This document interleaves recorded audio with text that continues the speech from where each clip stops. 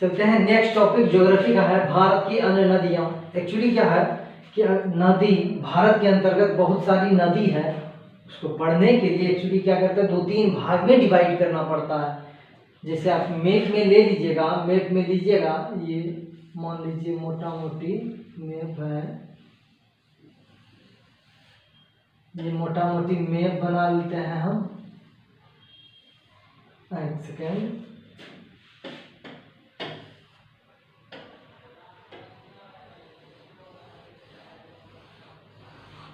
तो ये मैप अगर बनाते हैं, मैप अगर बनाते हैं तो मैप से देखते हैं तो नदी को 3-4 भागों में एक्चुअली बांट सकते हैं हम लोग, 3-4 भागों में बांट सकते हैं।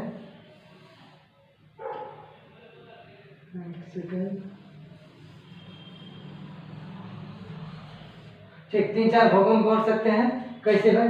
एक नदी ब्रह्मपुत्र नदी एवं उनकी अपवाह तंत्र हो जाएगा, ब्रह्मपुत्र नदी। एक सिंधु नदी एवं उनका अपवाह तंत्र हो जाएगा, जिसमें सिंधु, झेलम, चिनाब, रावी, ब्यास, सतलज ये सारी नदियां हैं। गंगा नदी तंत्र में आ जाएगा। एक अलग अलग टॉपिक अगर नदी को देखेंगे तो गंगा नदी तंत्र हो जाएगा एक, तो गंगा नदी के अंतर्गत हो जाएगा यमुना है, उसकी यमुना की सहायक नदी जैसे केन है, टोंस है, जिस सोन हो जाएगा, या चंबल नदी हो जाएगा, तो यमुना की सहायक नदी चंबल है, से सोन तो यहाँ की पटना मिलती है, कोसी हो जाएगा। तो ये सब नदी गंगा के अपवाह के अंतर्गत आएगा। दक्षिण भारत का एक अलग टॉपिक है, दक्षिण भारत की नदियां। दक्षिण भारत के अंतर्गत भी 2 टॉपिक हो जाएगा, अरब सागर में गिरने वाली नदियां और बंगाल की खाड़ी में गिरने वाली नदियां। तो ये इतना टॉपिक आपका हो चुका है। इससे आगे अगर चलते हैं, कुछ महत्वपूर्ण नदी बच जाती है ना, कुछ महत्वपूर्ण नदी बच जाती है, जिस पे आज हम चर्चा करेंगे। और इसके अगले टॉपिक में हो जाएगा नदी के किनारे बसा हुआ शहर। वो भी कभी को प्रश्न पूछते रहता है, आए दिन देखेंगे कि पटना किस नदी के किनारे बसा हुआ है, तो गंगा नदी के किनारे सबसे बड़ा शहर कौन सा है, सबसे प्रदूषित शहर कौन है, सबसे प्रदूषित नदी कौन सी है। तो इस टाइप का प्रश्न अगला टॉपिक में देखेंगे।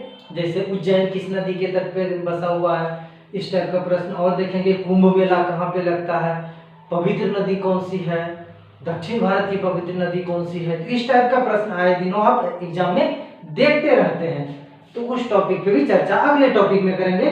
फिलहाल हम भारत की अन्य नदियों पर चर्चा करेंगे। भारत का जो नदी थोड़ा बहुत इधर उधर का है उस पर चर्चा करेंगे। चलिए देखते हैं पहला प्रश्न क्या है, भारत के निम्नलिखित नदियों में से कौन हिमालय की सभी श्रेणियों को काटती है। हिमालय की कितनी श्रेणी है? बृहद हिमालय, मध्य हिमालय, शिवालिक श्रेणी। तो ये 3 श्रेणी हिमालय की है। तो हिमालय की तीनों श्रेणी को काट देती है और गहरे गार्ज का निर्माण करती है। ऐसी कौन सी नदी है? रावी नहीं होगा, क्योंकि रावी हिमाचल प्रदेश से निकलती है। व्यास भी नहीं होगा, चिनाब भी नहीं होगा। क्या हो जाएगा? सतलज। सतलज नदी कहाँ से निकलती है भाई? सतलज नदी अगर मैप में देखेंगे चीज, एक सेकेंड मैप में आपको दिखा देते हैं ना, मैप में दिखा देते हैं। सतलज नदी निकलती है कैलाश श्रेणी, इस जगह कैलाश श्रेणी है, मानसरोवर झील के दक्षिण छोर से निकलती है और हिमाचल प्रदेश में बृहद हिमालय के अंतर्गत गहरे गार्ज का निर्माण करते हुए हिमाचल प्रदेश एवं पंजाब में बहते हुए और आगे चिनाब में मिल जाती है। चिनाब नदी जाके सिंधु में मिल जाती थी। यही तो कहानी है। तो सतलज नदी तीनों श्रेणी, हिमालय की तीनों श्रेणी को काटती है। मतलब हो गया यह कि रावी को भी काटती है। सतलज नदी किसको काटती है? बृहद हिमालय, मध्य हिमालय एवं शिवालिक श्रेणी, तीनों को काटती है। नेक्स्ट प्रश्न देखते हैं, दूधगंगा नदी निम्न में से किसमें अवस्थित है? दूधगंगा नदी कहाँ पे अवस्थित है? जम्मू एवं कश्मीर में, हिमाचल प्रदेश में, उत्तराखंड में, पश्चिम बंगाल में। एक्चुअली क्या होता है, यहाँ पे आप देखेंगे दूधगंगा निकलती है एक्चुअली उत्तराखंड से ना जी। दूधगंगा उत्तराखंड से निकलती हुई जम्मू कश्मीर चली जाती है, लद्दाख होते हुए। तो यहाँ पे ऑप्शन एक्चुअली सी और ए दोनों होना चाहिए था, समझे। लेकिन आयोग 2015 में यूपीपीसीएस जम्मू कश्मीर उत्तर ठहराता है।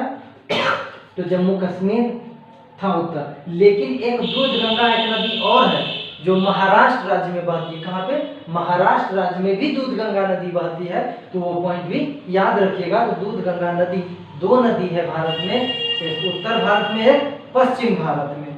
पश्चिम भारत में महाराष्ट्र राज्य में, उत्तर भारत में जम्मू कश्मीर उत्तराखंड वाला क्षेत्रों में।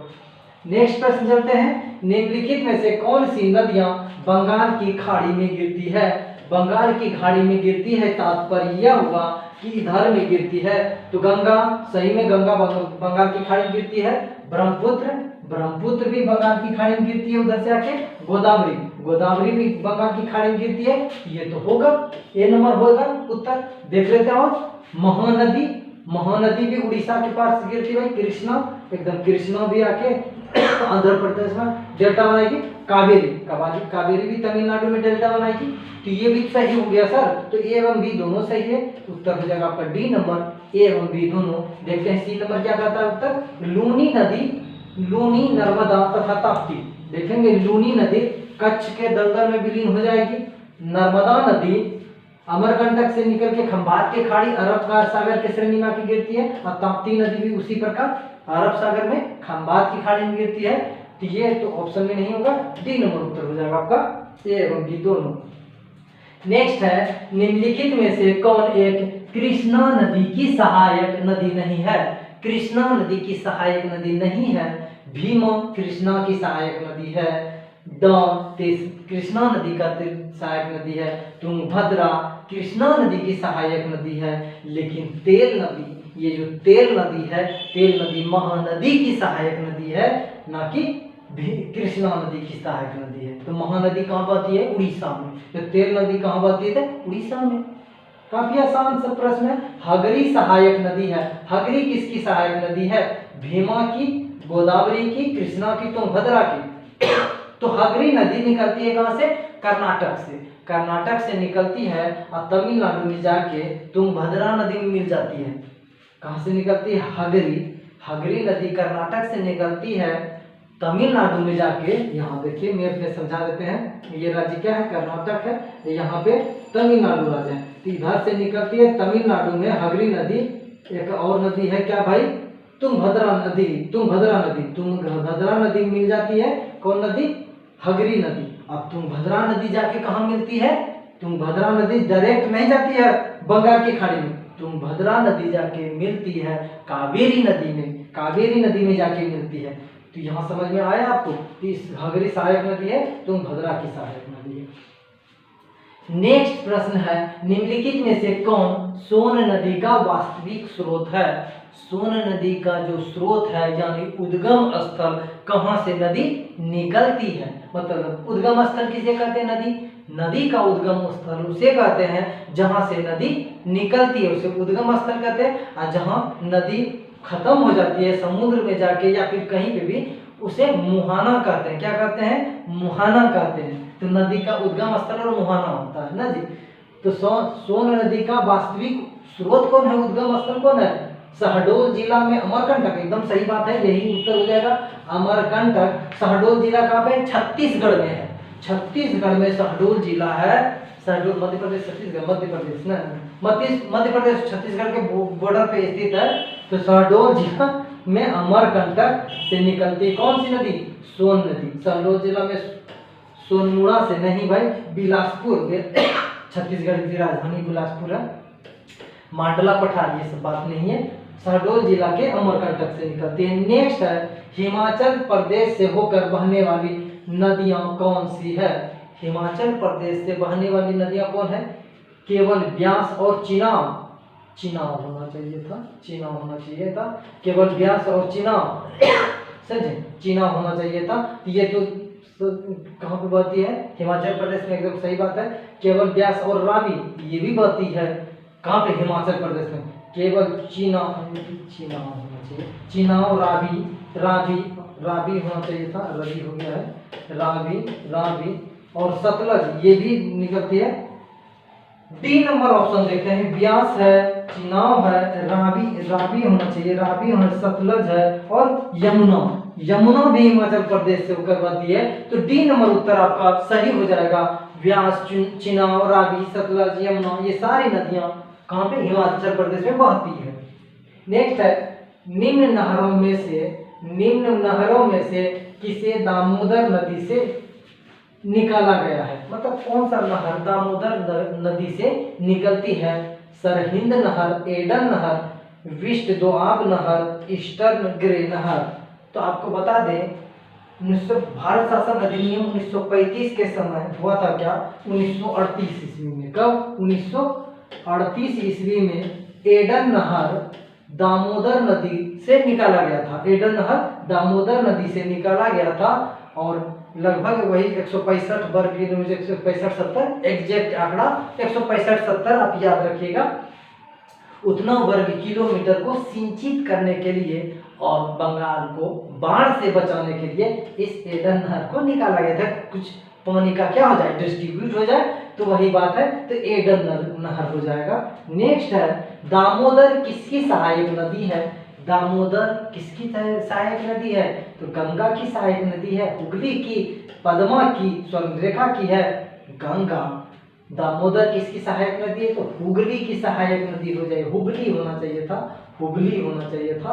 तो हुगली या हुगली भी कोई कोई बोलता है, तो हुगली कहाँ पे, कलकत्ता में जो नदी बहती है, आप देखेंगे गंगा जब आती है उत्तराखंड से, उत्तरकाशी से आती है गंगा, तो उत्तर प्रदेश, बिहार होते हुए बांग्लादेश में गंगा प्रवेश कर जाती है और उधर से ब्रह्मपुत्र नदी मिल के सुंदरबन डेल्टा का निर्माण करती है। लेकिन गंगा की एक वितरिका बांग्लादेश में ना जाने से पहले इधर मुड़ जाती है, मतलब एक अन्य शाखा इधर मुड़ जाती है और कलकत्ता होते हुए बंगाल की खाड़ी में अपना जल गिराती है। तो यही नदी गंगा की जो वितरिका है, यही नदी हुगली नदी है। हुगली नदी कलकत्ता से होकर बहती है। तो इसी हुगली नदी में इधर छोटा नागपुर भ्रंश घाटी से दामोदर नदी निकलती है और कहाँ पे अपना जल गिराती है, हुगली नदी में। तो ये सब बात है, काफी आसान सब बात है। नेक्स्ट है दामोदर नदी निकलती है। दामोदर नदी कहाँ से निकलती है, तिब्बत का। भाई तिब्बत कहाँ से जाएंगे, नैनीताल नहीं भाई, सोमेश्वर पहाड़ी से नहीं, पश्चिम, एक सेकेंड, तिब्बत से नहीं, ये चीज गलत है क्या, एक सेकेंड आपको दिखा देते हैं, काट देंगे। दामोदर नदी निकलती कहाँ से, छोटा नागपुर के पठार से, नैनीताल के पास से, सोमेश्वर पहाड़ी से, पश्चिमी घाट होना चाहिए, पश्चिमी घाट से। तो आपको बता दें दामोदर नदी कहाँ से निकलती है, छोटा नागपुर के पठार से, यानी उसे रांची पठार भी कह सकते हैं ना जी, रांची पठार भी कह सकते हैं। दामोदर नदी कहाँ से निकलती है, छोटा नागपुर पठार से। रांची वाला झारखंड वाला क्षेत्र, झारखंड, उड़ीसा, छत्तीसगढ़ में छोटा नागपुर पठार है। नेक्स्ट है पूर्व की ओर बहने वाली भारत की निम्नलिखित नदियों में से किस एक में निम्नवलन होना चाहिए, निम्नावलन, ठीक भाई ये भी बात सही है। निम्नावलन के कारण विभ्रंश घाटी है। निम्नावलन मतलब निम्न, वलन मतलब धसान हुआ है, बल पड़ा है, निम्नावलन हुआ है। उच्च वलन जैसे हिमालय, उच्च वलन हुआ हिमालय निकल गया ना जी। निम्न वलन मतलब धसान हुआ है, चीज धस चुका है, तो उसे निम्नावलन कहते हैं, समझे। तो यहाँ पे देखेंगे कौन से भाई निम्नावलन के कारण विभ्रंश घाटी बना है। तो आपको हम कल भी बताए थे भारत में तीन नदी भ्रंश घाटी से बहती है, एक नर्मदा नदी, सतपुड़ा भ्रंश, ताप्ती नदी भी सतपुड़ा भ्रंश, और इधर छोटा नागपुर पठार पे छोटा नागपुर भ्रंश यानी रांची भ्रंश पे दामोदर नदी बहती है। तो पूरब की ओर बहने वाले, इधर तो ये तो पश्चिम है, मैप में हमेशा ऊपर उत्तर होगा, नॉर्थ, इधर साउथ, इधर ईस्ट हो जाएगा, पूरब, इधर वेस्ट यानी पश्चिम। तो अगर भारत के मैप में देखेंगे इधर क्या है, वेस्ट है, मतलब पश्चिम है, यानी पूरब की ओर। तो इधर बहने वाली नदी कौन है, हो गई कावेरी भी इधर पूरब की ओर बहती है, लेकिन वो भ्रंश घाटी में नहीं बहती है। कृष्णा भी बहती है कहाँ पे, पूरब की ओर, लेकिन वो क्या है, भ्रंश घाटी में नहीं बहती। गोदावरी हो जाएगा, गोदावरी भी नहीं होगा, कोई क्या हो जाएगा, दामोदर नदी। दामोदर नदी जो छोटा नागपुर पठार से निकलती है, वो निम्न वलन के कारण भ्रंश हुआ है, जिसके कारण उसी भ्रंश में, अरे नदी बहेगी, कहाँ पे बहेगी, नदी कारण नहीं भ्रंश बना है, नदी निचले ढलान में। आप एक बाल्टी पानी आप रूम में भी गिराएंगे तो तो रोम का निचला क्षेत्र जो होगा वहीं से पानी बहेगी। ये पानी का प्रकृति है कि निचले क्षेत्रों में ना पानी चलेगी, तो यहाँ नहीं कि ऊपर में पानी चलेगी, पानी निचले क्षेत्रों में बहेगी। तो छोटा नागपुर पठार पे जहाँ पे बलन हो चुका है वहीं ना नदी बहेगी, वहां पे नदी बहने लगी, वो दामोदर नदी बहती है। नेक्स्ट प्रश्न है, निम्न नदियों में से कौन सर्वाधिक प्रदूषित है? प्रदूषित नदी सबसे कौन है? भाई प्रदूषित नदी के लिए फंडा है, प्रदूषित नदी के लिए फंडा बस ये है कि देखेंगे इनमें से कौन सी नदी ऐसे शहर से बहती है जहाँ पे बहुत सारा कारखाना इंडस्ट्रियल एरिया है। गोमती नदी, पेरियार नदी, दामोदर नदी, महानदी, इन सारी नदियों में देखा जाए सबसे ज्यादा अगर इंडस्ट्रियल एरिया कहीं है तो वो दामोदर नदी के चारों ओर है ना जी। धनबाद झरिया वाला क्षेत्र है, बहुत सारा कारखाना है, तो कारखाने से जो कचरा निकलेगा कहाँ जाएगी? नदी में, दामोदर नदी में जाएगी। दामोदर नदी और स्वर्णरेखा नदी, ये दोनों नदी कौन सी हो गई भाई? प्रदूषित है, लेकिन इतना ज्यादा प्रदूषित है कि इसमें कोई जलीय जीव नहीं पाया जाता है।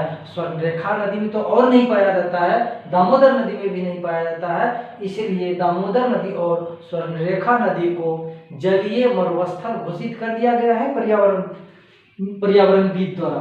तो यहाँ पे दामोदर नदी बहुत ज्यादा प्रदूषित हो गया है। नेक्स्ट है, एक सेकेंड देख लेते हैं, वीडियो रिकॉर्ड हो रहा है ना, क्योंकि रिकॉर्डेड है सब कुछ आज। चलिए सही रिकॉर्ड हो रहा है। नेक्स्ट पॉइंट चलते हैं। नेक्स्ट क्वेश्चन, निम्नलिखित भारतीय नदियों में से कौन भूमि वंदित होगा? भूमिवद्ध हो जाएगा, वध भी दे सकते हैं, भूमिवद्ध ना, भूमिवद्ध, हाँ भूमिवद्ध नदी है, मतलब भूमि के अंदर में रहती है। भूमिवद्ध नदी किसे कहते हैं? ऐसी नदी जो भूमि में ही जिसका जल खत्म हो जाए, सूख जाए, ऐसी नदी को भूमिवद्ध नदी कहते हैं। अब बोलिएगा सर चंबल नदी को भूमिवद्ध नदी नहीं कहेंगे? नहीं कहेंगे, क्योंकि चंबल नदी मालवा के पठार से निकलती है और यमुना में जाके मिलती है, यमुना में निकलती है, और यमुना जाके गंगा में मिलती है, गंगा जाके कहाँ पे मिलती है? बंगाल की खाड़ी में। तो अब बताइए किसी न किसी माध्यम से चंबल नदी का जल तो बंगाल की खाड़ी पहुंचेगा जी, या फिर कहीं समुद्र पहुंचेगा ना, तो ऐसी नदी को भूमिवद्ध नदी नहीं कहेंगे। भूमिवद्ध किसे कहेंगे सर? तो भूमिवद्ध जैसे लूनी नदी को कह सकते हैं, लूनी नदी, क्योंकि लूनी नदी अरावली श्रेणी से लूनी नदी निकलेगी और कच्छ के दलदल भूमि में विलीन हो जाएगी। लूनी हो गया, और सारी नदी है, बहुत सारी नदी है राजस्थान में जो समुद्र तक पहुंच ही नहीं पाती है, तो उसे भूमिवद्ध नदी कहते हैं। यहाँ पे ताप्ती नदी तो पहुंचती है ना खंभात की खाड़ी में, कृष्णा नदी बंगाल की खाड़ी में, नर्मदा नदी खंभात की खाड़ी में ऊपर बहेगी ना, तो ये सब, लेकिन लूनी नदी कच्छ के दलदल में विलीन हो जाएगी। तो अब कच्छ के दलदल से प्रश्न ये है कि कच्छ के दलदल में किस जीव को संरक्षित किया गया है? तो एशियाई गधा जो है, एशियाई गधा जो विलुप्त के कगार पे है, उसे घोषित कर दिया गया कि ये अगर इसका संरक्षण नहीं किया जाए, किसका? एशियाई गधा का अगर संरक्षण नहीं किया जाए तो वो विलीन हो जाएगा। इसलिए उसको बचाने के लिए अलग अलग उपाय सरकार द्वारा किया जा रहा है। तो यहीं पे ये क्षेत्र है कच्छ, और ये क्षेत्र सौराष्ट्र वाला है। देखें गुजरात का जो ये ऊपर वाला क्षेत्र है, ये कच्छ वाला क्षेत्र पड़ता है, यहीं पे नदी कच्छ के दलदल में विलीन हो जाती है, लूनी नदी। नेक्स्ट है, लूनी नदी के संदर्भ में निम्नलिखित कथनों में से कौन सा एक सही है? यह बहकर खंभात की खाड़ी में जा मिलती है? नहीं भाई, कहाँ जाती है? लूनी नदी खंभात की खाड़ी में नहीं जाती है, ये बात तो गलत है भाई। यह बहकर होना चाहिए था, यह बहकर कच्छ की खाड़ी में जा मिलती है, एकदम कच्छ की खाड़ी में नहीं जाके मिलती है, या पाकिस्तान में से बहते हुए सिंधु के नदी में मिली, या कच्छ के रण की दलदली भूमि में लुप्त हो जाती है।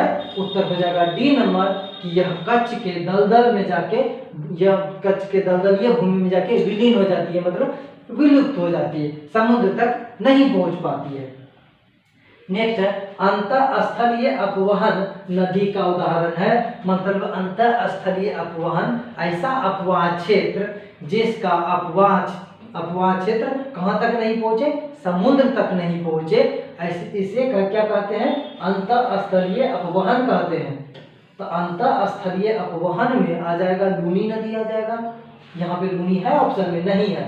माही है, माही तो अंतःस्थलीय नहीं होगा क्योंकि माही नर्मदा भी नहीं होगा, कृष्णा भी नहीं होगा। घग्गर नदी देखेंगे, घग्गर नदी देखेंगे तो घग्गर नदी राजस्थान में बहती है लेकिन समुद्र तक पहुंची है, नहीं पहुंची है, रास्ते में विलुप्त हो जाती है, इसलिए इसे अंतःस्थलीय अपवहन कहते हैं क्योंकि इसका अपवाह तंत्र समुद्र तक नहीं पहुंचती है।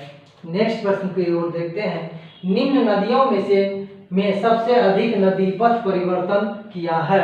सबसे ज्यादा पथ का परिवर्तन किस नदी ने किया है, मतलब आज नदी यहाँ से आती है तो कहीं को कल इधर से बहने लगेगी, ये रास्ता छोड़ देगी। तो ऐसा नदी पूरा दुनिया में सबसे ज्यादा जो पथ परिवर्तित की है ये बिहार की शोक नदी, कोसी नदी। इसे शोक नदी, कोसी नदी को इसलिए कहा जाता है क्योंकि आप देखेंगे जब कोसी नदी में बाढ़ आएगा तो मुख्य धारा कोसी नदी छोड़ देगी और दूसरे गांव से चल देगी कोसी नदी। तो रात में बूढ़ा सोया है गांव में अपने घर में आंगन में खाट पे और नीचे से कोसी नदी बहने लगी। ऐसा घटना कई बार हुआ है कोसी नदी के संदर्भ में। ऐसा क्यों होता है बता देते हैं। ऐसा इसलिए होता है कि जब कोसी नदी निकलती है तो होता क्या है, कोसी नदी बहुत सारी मिट्टी गाद को काट के लाती है, मतलब नदी में छेप करके लाती है। और वो नदी क्या होता है, नेपाल से निकलती है, गोसाई थान जगह का नाम है, गोसाई थान से, नेपाल के गोसाई थान से निकलती है। और गोसाई थान से निकलने के बाद तुरंत इसको मिल जाता है बिहार का मैदान ना जी। मैप में दिखा दीजिए सर, मैप में दिखा देते हैं बाबू। तुरंत यहाँ पे अगर है तो ये बिहार राज्य है समझ लीजिए, तो ये नेपाल है ना जी, ये नेपाल है तो ये बिहार है। गोसाई थान से निकली का कोसी और तुरंत ये पहाड़ी क्षेत्र है, लेकिन बिहार कैसा है, मैदानी क्षेत्र है। अब पहाड़ी ढलान से तुरंत मैदान मिल गया तो पहाड़ी पे ऐसे नदी बहेगी तो रफ्तार तो स्पीड होगा, लेकिन मैदान में आएगा तो रफ्तार कैसा हो जाएगा, धीमा हो जाएगा। और नदी पहाड़ को काटते हुए मिट्टी लाती है, पहाड़ को काटते हुए मिट्टी बालू का कण, ये जब तुरंत आके बिहार के मैदान में ढाल हो गया, स्थिर ढलान हो गया निम्न ढलान के कारण नदी की धारा होगी मंद, और धारा हो गई मंद तो वो नदी निक्षेप क्या होगा, नदी के निचले क्षेत्रों में नदी में क्या हो, तल में बैठने लगेगा। और नदी जिस मार्ग में चलती है वहीं पे इतना मिट्टी भर देता है कि इसको जाइए नहीं पाती, अपने मार्ग अवरुद्ध कर देती है नदी, कोसी नदी। और क्या होता है, नदी इधर से पानी तो निकलना है तो इधर मिट्टी भर दिया तो नदी इधर से निकल गई तो मार्ग बदल गई नदी का। यही वास्तविक कारण है, इसलिए कोसी नदी को क्या कहते हैं, बिहार का शोक कहते हैं। नेक्स्ट प्रश्न की ओर चलते हैं। निम्न में से कौन सी नदी का स्रोत हिमनदों में नहीं है, हिमनदों में नहीं है मतलब ग्लेशियर में नहीं है। यमुना यमुनोत्री ग्लेशियर है, अलकनंदा भी ग्लेशियर से है, मंदाकिनी भी ग्लेशियर से है। ये सब मिलके, ये दोनों मिलके गंगा बनती है, और यमुना भी गंगा अपवाह तंत्र के अंतर्गत आएगा। कोसी नदी हिमनद से नहीं निकलती है, यानी ग्लेशियर से नहीं निकलती है। कोसी कहाँ से निकलती है, गोसाई थान एक जगह है, कहाँ पे, नेपाल में, वहीं से निकलती है। समझे, ये पूर्ववर्ती नदी का उदाहरण है, मतलब हिमालय के निर्माण से भी पहले बन चुकी थी ये नदी। कौन सी नदी, कोसी नदी। जैसे सिंधु नदी, सतलज नदी, ये जब हिमालय नहीं था उससे पहले भी बह रही थी ये सब नदी। कोसी भी नदी पूर्ववर्ती अपवाह तंत्र के उदाहरण के अंतर्गत आएगा। नेक्स्ट है, त्रिवेणी नहर में किस नदी से पानी आता है। त्रिवेणी नहर कहाँ पे है, पहले ये समझिए। त्रिवेणी नहर है पश्चिम चंपारण में, पश्चिम चंपारण गोपालगंज तक आएगा चीजें। तो त्रिवेणी नहर, तो उसका नदी कौन बहती है, गंडक नदी। सीतामढ़ी कोसी क्यों जाएंगे भाई, कोसी सुपौल हो जाएगा, खगड़िया हो जाएगा, भागलपुर में आके मिलेगी। सोन कहाँ से आएगा, सोन तो इधर से मिलेगी छत्तीसगढ़ होते हुए गया जिला और कौन है, रोहतास के बाद पटना जिला ना जी, और कौन, जहानाबाद जिला सोन नदी के अंतर्गत है। मयूराक्षी नदी भी नहीं होगा, मयूराक्षी नदी झारखंड उड़ीसा होते हुए खंभात ये बंगाल की खाड़ी में, तो ये भी नहीं होगा। गंडक नदी, गंडक नदी नेपाल से निकलती है और नेपाल, उत्तर प्रदेश और बिहार का बॉर्डर बनाते हुए पटना के पास गंडक नदी आके मिलती है। पटना से पहले आरे में मिल जाती है, एक्चुअली आराम में बोल सकते हैं उसको ना जी। नेक्स्ट चलते हैं, उत्तर प्रदेश एवं मध्य प्रदेश राज्यों में संयुक्त राजघाट परियोजना। ये राजघाट को सिंगल यूनाइटेड कॉमन कर दीजिए, राजघाट नदी घाटी परियोजना लागू की गई है उत्तर प्रदेश एवं मध्य प्रदेश में। किस नदी पे, केन नदी पे नहीं भाई, बेतवा नदी पे। बेतवा नदी पे राजघाट परियोजना किस नदी पे है, बेतवा नदी पे है। अब बताते हैं, बेतवा बेतवा नदी आके चंबल में मिलेगी ना, और चंबल नदी जाके किस में मिलेगी ना, बेतवा जाके यमुना मिलती है, सॉरी एक सेकेंड, बेतवा यमुना की सहायक नदी। बेतवा कहाँ की सहायक नदी है, बेतवा यमुना की सहायक नदी है, और यमुना जाके गंगा में मिलती है। और कभी को प्रश्न पूछ दे कि बेतवा किस अपवाह तंत्र के अंतर्गत आएगा, तो गंगा के अपवाह तंत्र के अंतर्गत आएगा। गंगा नदी के अपवाह तंत्र में है बेतवा नदी। ये सब बात आपको याद होना चाहिए। नेक्स्ट है, महात्मा गांधी सेतु स्थित है। महात्मा गांधी सेतु कहाँ पे है, बिहार में है। कहाँ पे, हाजीपुर जाने वाला रोडवा जो है वो कौन है भाई, वो महात्मा गांधी सेतु है ना, तो बिहार में स्थित है। काफी बीपीएससी कई बार ये एग्जाम पूछा अपने एग्जाम में, या बिहार का कोई एग्जाम पूछते रहता है। नेक्स्ट है, निम्नलिखित में से किस नदी का उद्गम स्थल भारत में नहीं है। भारत में कौन सी नदी का उद्गम स्थल नहीं है, व्यास नदी का तो हिमाचल प्रदेश में है सर ना जी, चीनाव का भी हिमाचल हो जाएगा। सतलज का कैलाश श्रेणी तिब्बत के पठार पे है ना जी, रावी का भी सतलज के पास ये हिमाचल प्रदेश की पास ही हो जाएगा। सतलज नदी का तिब्बत के पठार पे है, यानी चीन या तिब्बत बोल सकते हैं। तो सतलज नदी का उद्गम स्थल भारत से बाहर है। नेक्स्ट है, निम्नलिखित नदियों में कौन अध्यारोपित नदी का उदाहरण है। अध्यारोपित अपवाह तंत्र के अंतर्गत आएगा।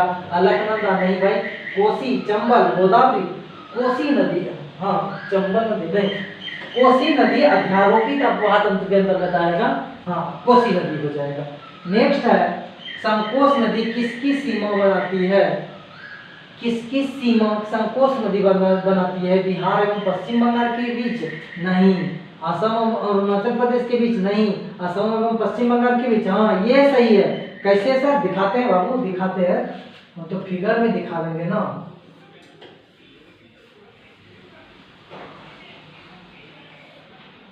अब देखेंगे जो पश्चिम बंगाल है, पश्चिम बंगाल का जो क्षेत्र है, ऐसे क्षेत्र जाके ऐसे क्षेत्र यहाँ तक पश्चिम बंगाल है, समझे, यहाँ मेघालय, यहाँ से असम स्टार्ट होता है, यहाँ तक पश्चिम बंगाल। भूटान से भी सीमा बनाती है पश्चिम बंगाल। तो पश्चिम बंगाल और असम के बीच जो सीमा का निर्धारण होता है, भूटान से निकलने वाली नदी संकोच नदी से होता है। भूटान से निकलती है नदी संकोच नदी, और ब्रह्मपुत्र नदी में आके मिलती है संकोच नदी। वही नदी किसके बीच, पश्चिम बंगाल और असम के बीच सीमा का निर्धारण करती है। नेक्स्ट है, किशन गंगा एक सहायक नदी है, रावी की, चिनाव की, चिनाव होना चाहिए, चिनाव की, झेलम की, व्यास की। किशन गंगा जो सहायक नदी है वो चिनाव का, रावी का, झेलम का, व्यास का। एक सेकेंड, थोड़ा सा कंफ्यूजन है यहाँ पे, एक सेकेंड देख लेते हैं।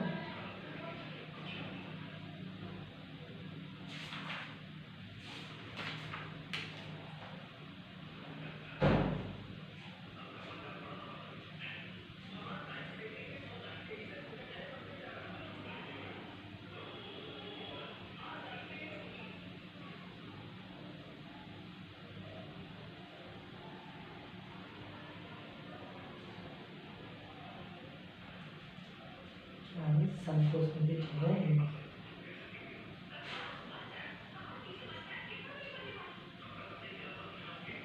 है, हाँ चलिए, झेलम की।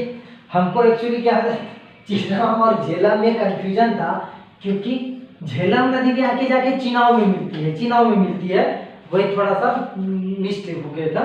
झेलम हो गया था चिनाव में, लेकिन झेलम की सहायक नदी है किशन गंगा। झेलम नदी होता क्या है, झेलम नदी जाके चिनाव में मिलती है, चिनाव नदी और किशनगंगा, एक सेकंड, किशनगंगा नदी झेलम में मिलती है और झेलम नदी जाके चिनाव में मिलती है और चिनाव नदी जाके सिंधु नदी में मिलती है। तो ये बात था, हमको चिनाव थोड़ा सा माइंड में आ रहा था, तो ये बात था, समझे, तो घबराइएगा नहीं, थोड़ा सा माइनर मिस्टेक है।